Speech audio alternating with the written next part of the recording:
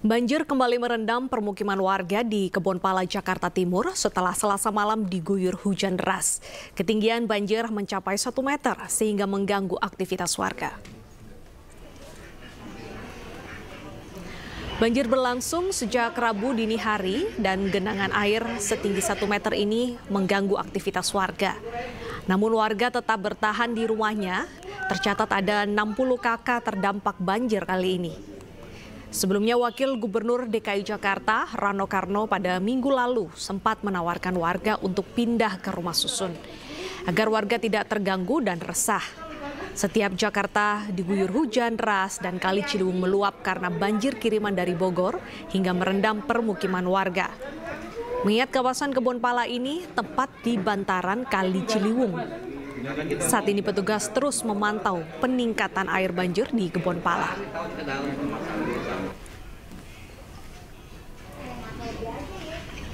Dan pemirsa, untuk mengetahui kondisi terkini terkait dengan banjir di kawasan Kebonpala, Jakarta Timur, sudah ada rekan kami Indra Setiabudi. Selamat siang Indra, apakah banjir sudah mulai surut dan apakah kali ini warga mau untuk pindah ke rumah susun? Baik, selamat siang Deta dan juga pemirsa. Dapat kami informasikan update situasi terkini di Kebonpala, Jakarta Timur, yang mana dari hujan kemarin malam hingga pagi intensitas cukup tinggi Deta, dan ditambah dengan meluapnya Kali Ciliwung.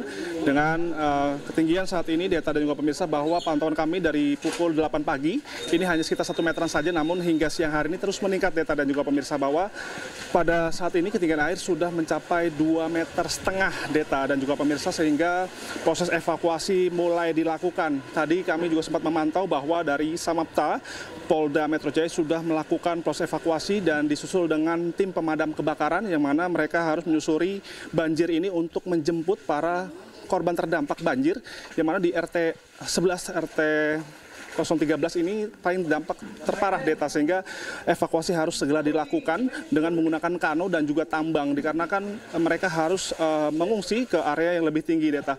Dikarenakan memang Deta dan juga pemirsa, memang setiap hujan deras dan maupun juga dari kiriman ini selalu membuat banjir area ini, yang mana minggu lalu benar sekali bahwa Wakil Gubernur Rano Karno sudah menginstruksikan warganya untuk bernegosiasi untuk tinggal di rumah susun, tepatnya di Jagakarsa, Jakarta Selatan. Namun hingga sampai saat ini warga masih sebagian memilih untuk tetap tinggal lantaran kebiasaan kehidupan untuk mencari rezeki mereka memang masih berada di sini Deta dan juga pemirsa, sehingga mereka tidak bisa berjauh-jauh dari area di Kebonpala, Jakarta Timur ini. Dan memang hingga sampai saat ini Deta dan juga pemirsa, terkait pengungsian Deta, dapat kami informasikan bahwa terkait pengungsian ini biasanya Kebonpala ini akan dialokasikan di SDN 1, SDN 02, Kampung Melayu, Jakarta Timur. Namun kegiatan belajar mengajar ini sudah berlangsung, sehingga untuk saat ini pada banjir kali ini untuk pengungsian ini masih belum diadakan lantaran memang situasi terkini masih terbilang kondusif, yang mana masyarakat masih bisa sebagian melakukan aktivitas dan juga mereka juga masih bisa bertinggal di lantai 2 begitu, dan juga sebagian masyarakat berpindah untuk ke area yang lebih tinggi maupun juga berkunjung ke tetangga terdekat maupun juga keluarga terdekat yang area lebih tinggi, sehingga mereka merasa nyaman selama proses evakuasi maupun juga banjir yang masih menerjang di kawasan Kebonpala, Jakarta Timur ini Deta. Terima kasih atas informasinya rekan Indra Setiabudi, selamat bertugas kembali. Pemirsa, sebuah pohon besar di Kebon Sirih, Menteng, Jakarta Pusat tumbang dan menimpa 2 kendaraan yang sedang melintas. Proses evakuasi 2 korban tertimpa pohon berlangsung dramatis.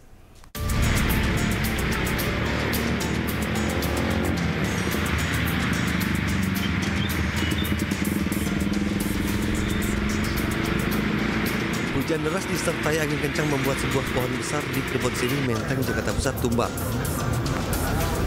Pohon tumbang menimpa sejumlah kendaraan yang melintas. Proses evakuasi berjalan dramatis. Besarnya pohon tumbang menyulitkan proses evakuasi.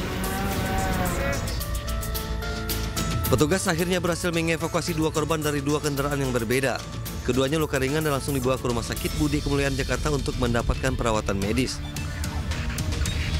Ya, penanganan dalam penyelamatan tadi ada cukup dramatisir ya, karena memang si korban tersebut terjepit oleh pohon besar yang harus kita sanggah dulu. Pohon besar itu jangan sampai si korban akan mengalami cedera yang lebih parah lagi. Korban terdiri dari 2, laki-laki semua. Alhamdulillah sudah kita tangani dan dibawa ke Rumah Sakit Budi. Pohon tumbang yang menutupi 2 jalur membuat arus lintas dialihkan sementara.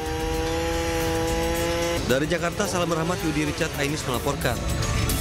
Kapendam 2 Sriwijaya, Kolonel Infanteri Eko Syahputro Siregar menegaskan akan menindak tegas jika ada oknum TNI yang terlibat. Pihaknya kini tengah melakukan penyelidikan terkait insiden tersebut. Dan berikut ini pernyataan dari Kolonel Eko Syahputra. Ya baik, Kolonel Eko, sejauh mana proses penyidikan yang sudah berlangsung saat ini? Baik, kita sudah membentuk tim investigasi ini ya, dari Kodam 2 Sriwijaya, dalam hal ini terdiri dari polisi militer, Bomdam 2, staf intelijen Kodam, dan staf hukum Kodam 2 Sriwijaya. Dan saat ini juga di lapangan, kita sudah bersama dengan rekan-rekan dari kepolisian melaksanakan kegiatan investigasi. Untuk keterkaitan yang tadi oknum diduga, lebih lanjut masih dalam proses penyelidikan. Seperti apa keterkaitannya, apakah ada ataupun tidaknya, dan lebih lanjut kami mohon waktu. Sementara itu keterangan yang bisa kami sampaikan. Ya baik, Kolonel Eko, apakah sudah ada barang bukti yang diamankan baik oleh pihak TNI maupun pihak Polri, Kolonel Eko? Baik, kami sampaikan, Pak, di TKP sejauh ini memang ada beberapa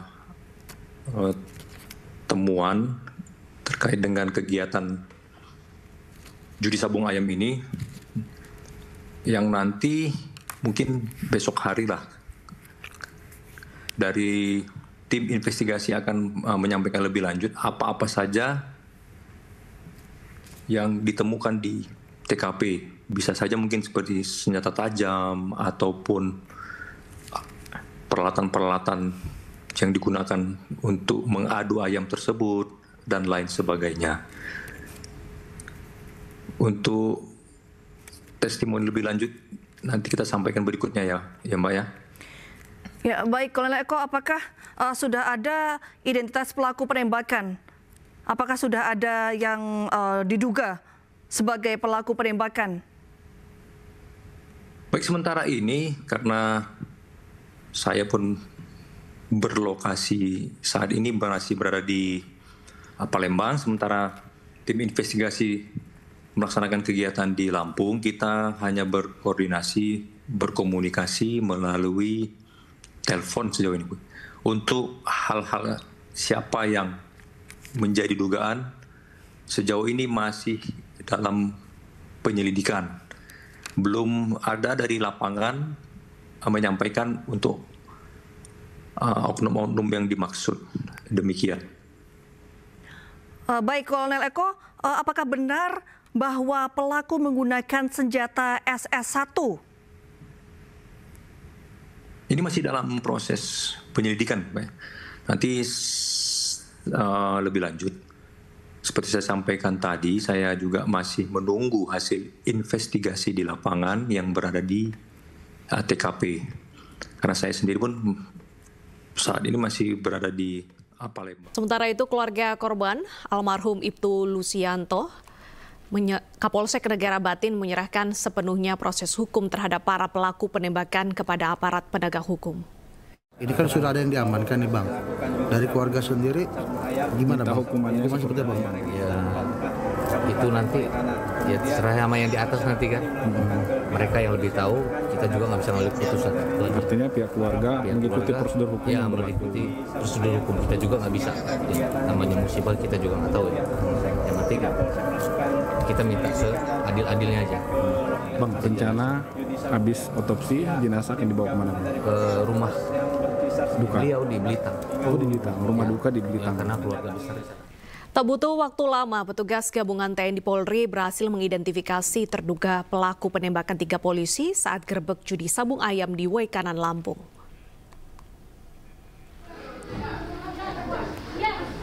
Petugas Pom AD menjemput terduga pelaku Kopka BS, anggota Kodim 0427 di rumahnya di Kecamatan Negara Batin, Waikanan, Lampung. Proses penangkapan terduga pelaku berlangsung tanpa perlawanan. Sementara satu terduga pelaku lainnya, Peltu LB, dikabarkan juga sudah menyerahkan diri ke Mapolres Waikanan.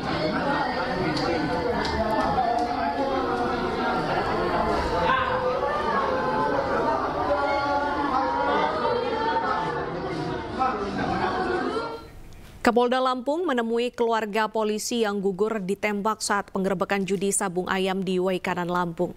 Polda Lampung berjanji membentuk tim gabungan untuk mengungkap kasus penembakan yang menewaskan Kapolsek Negara Batin dan 2 anggotanya.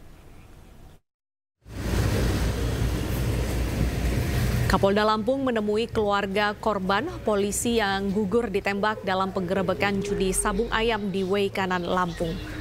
Suasana haru terjadi dalam pertemuan tersebut. Isak tangis keluarga korban tak terbendung di hadapan Kapolda Lampung. Dalam kesempatan itu, Kapolda menyampaikan rasa duka yang mendalam atas gugurnya Kapolsek Negara Batin dan 2 anggotanya kepada keluarga yang ditinggalkan. Kapolda Lampung Irjen Pol Helmi Santika mengatakan ketiga anggota yang gugur akan diberikan penghormatan dengan menaikkan pangkat 1 tingkat. Rencananya Kapolda akan membentuk tim investigasi dan melakukan penyelidikan ke lokasi Korem Garuda Hitam Lampung dan Denpom AD untuk mengungkap pelaku penembakan. Melengkapi antara kami dengan Korem dan Denpom saling melengkapi informasi dan lain sebagainya. Kegiatan ini kami lakukan secara bersama-sama atau joint investigasi untuk bisa membuat terang peristiwanya, kemudian nanti. Hujan deras pada Selasa malam, Kebon Pala Jakarta Timur kembali terendam banjir. Informasinya kami hadirkan usai jeda berikut.